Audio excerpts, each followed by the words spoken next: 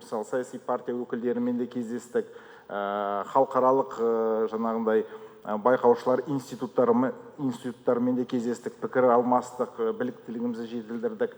Күні кеше ғана өткен науқанда таңғы сағат 6-дан бастап 9779 ашық сайлау учаскелеріне біздің байқаушыларымыз еніп, тіркеуден өтіп, өз жұмыстарын өткізген болатын.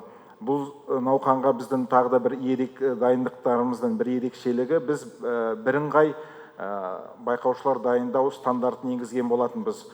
Бұл жерде біз байқаушының тек қана мысалы құқықтар мен міндеттерін заңнамалық тұрғыда оқытып үйрету ғана емес, сонымен қатар қандай да бір стандарттық емес жағдай туындаған кезде қандай әрекеттер істеу керек,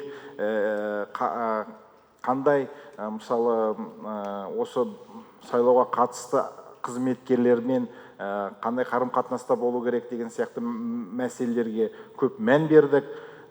Сондықтан да мысалы таңғы сағат 6-дан бастап біздің өңірлік деңгейде болсын, республикалық деңгейде болсын, ситуационный центр, ахуалдық орталықтарымыз жұмыс жасаған болатын.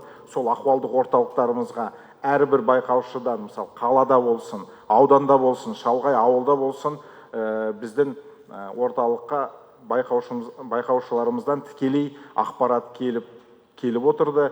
Біз ол ақпаратты өңдеп, талдап, жүйелеп, ортақ бір былайша айтқан кезде ортақ бір картина беріп отырдық.